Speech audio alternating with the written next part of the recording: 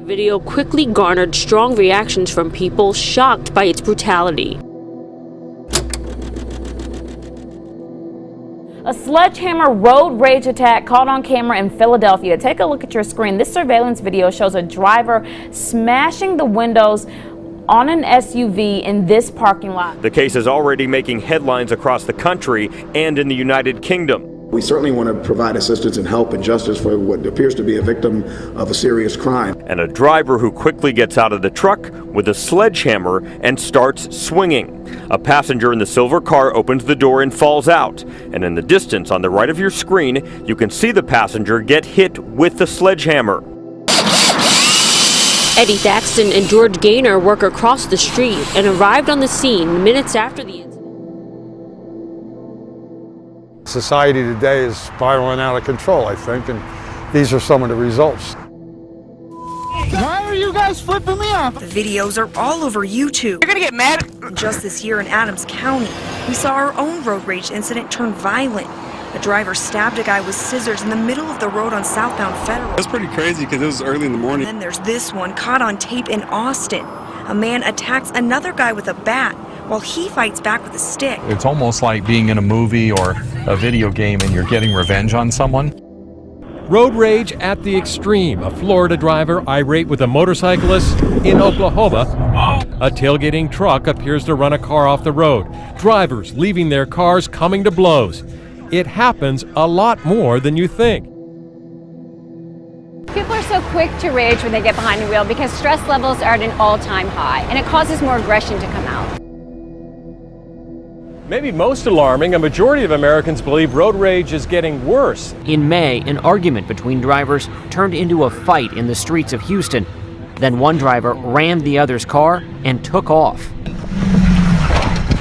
Or get out of their vehicle in a fit of rage to confront another driver. And nearly 80% say they've exhibited aggressive driving behaviors, including tailgating, yelling at, or honking the horn at another driver. That's 4 out of 5 Americans say, I did something out of rage on the road. Absolutely, and we found that very shocking. Photographer Alex Stone was taking pictures of a car when the driver of this giant SUV lost it. I thought he was going to hit my equipment, and I was scared for myself as well.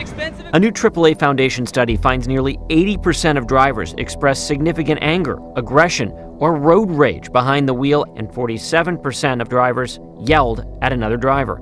They hope these letters and a visit from a trooper sends a strong message. There's just a mentality now that a lot of drivers just feel like their lives are more important than everybody else.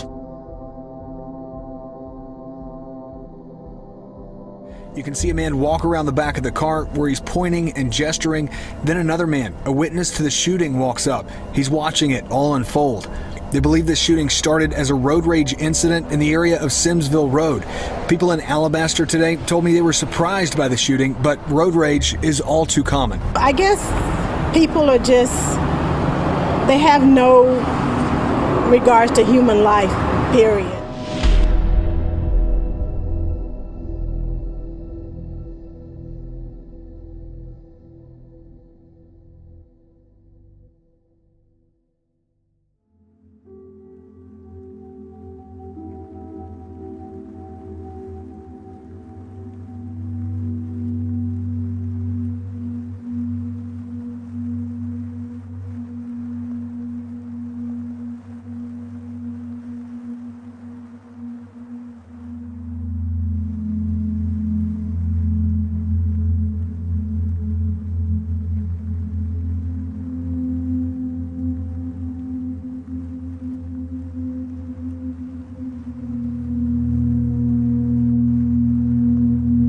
I first became interested in this concept of narcissism many years ago when I read Christopher Lasch's The Culture of Narcissism, published in 1979. I think it was the first book of real cultural criticism that I read, and there were things that he said about certain developments within our culture, society, that just seemed to make a lot of sense to me about what was going on. Later on, I became familiar with some of the works of Erich Fromm, his book, The Heart of Man, Its Genius for Good and Evil, and particularly The Anatomy of Human Destructiveness, in which Fromm seeks to understand both the individual narcissism in the person of Adolf Hitler and group narcissism in the context of post-World War I Germany. Well, narcissism, according to every study I've heard about, I'm not the expert, but Karen, I'm sure, will confirm this, has done nothing but grow in the last 30 years. Most recently, a couple of research psychologists, the Narcissism Epidemic, published in 2009. Interesting, again, the word epidemic. Now, the grandiose are the ones who are the charming, and I will say politicians. They tend to be extroverted, and they can do no wrong. Now, the vulnerable narcissists tend to be more passive-aggressive, but the grandiose narcissists are angry and usually take it out loudly.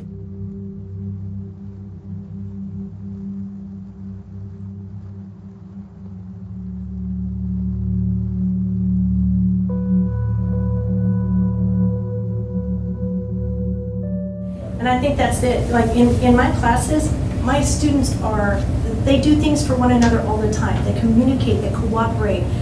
But if you got them out of that environment and put them into, and I'm not slamming on Facebook. I actually am not on Facebook, so I probably am not the expert to speak on this, but I do know that certain people will get onto Facebook, and I know you guys probably talked about this. You will say things in an anonymous environment that you would never say to that person's face. And there's something there about this environment that allows you to be this person, but then if you put that same person in a different environment, so Michael, you were talking about the group, right? That group and that group think, and so I just think environment has quite a bit to do with all that little narcissism that we all have. Right. It's a dial. It's not whether you are a narcissist or not, we all are. It's how much do we dial it up and how much do we dial it back. Well, not even mentioning trolls, because trolls don't happen in class as much as they do in an online class.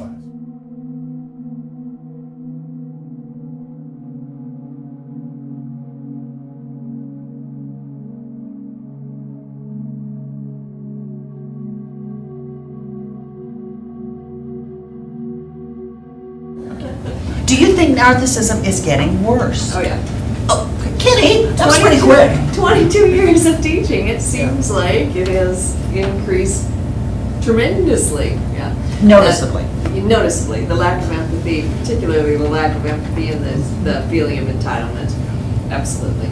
Absolutely. Having relatives in a lot of countries, I really notice it in this country. I have relatives in numerous European countries, including a half-sister there, and cousins, and then Canada, because that's where I'm from. I see it here, and do you know that the English language is the only one that has I as capital? It's something I read somewhere. I don't know if it's true or not, but it's the only language that has I as a capital letter. We're the only ones? The English language, yeah. That's what I read. Is that true? But that whole I thing that keeps... No, is that true? Why don't they capitalize? I read it somewhere. I don't know. I didn't look further, but that's what I read somewhere. It's not in Spanish. It's not in... Yeah, in Hungarian it's not. Italian is not. Yeah.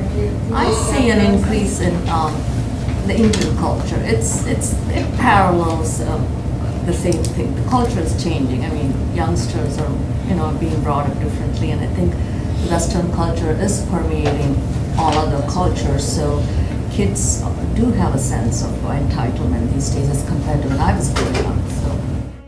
According to Gray, he had a really good article about why is this happening. And one reason that he thought is, in the 1970s, we did have this self-esteem movement. And this movement was, you're special, everybody wins, we have participation trophies, everybody is the student of the month, and it was to try to build up children's self-esteem. And of course, for psychologists, almost immediately we saw problems with this self-esteem movement. We would say to students, you can be anything you want to be. You just have to wish. I'm sorry. Some of us are not smart enough to be doctors, to be philosophy people, to work with criminal justice. No, you can't do everything. Do you know? I'm sorry, Beverly, probably professional basketball, because of your height, is probably not going to happen. So when we tell people these things, we need to be honest with them, right? But we didn't, and we said you can be everything, and it's a participation process. Okay, another one is, oh yeah, we can be blamed for this. This pressure to achieve. We have, and we noticed this really 70s, 80s, that we have been really pressuring our children in our society, I'll say American society, Westernized society, to compete, to be successful. There's a lot of pressure not to just do good for doing good, volunteering. And this whole idea of looking out for number one, and we can see this with the Olympics. Somebody wins a bronze. Oh, you're only third in the world instead of first. I'm like, oh my God, this is the best. This person got bronze. This is fabulous, but that's not what they say. Oh, too bad, you know. But anyway, so we have a lot of pressure to be number one, the top 10, whatever. We've given this to thousands, probably near 1 million college students. And what we have found that the numbers of the average narcissistic score is going up. And this personality inventory also measures empathy. And we're finding those empathy scores to go down. You're nodding, yes, I think that's kind of true. So since the 1970s when we started giving this, we have seen this narcissism going up and empathy going down. And again, we've measured it about 30 years.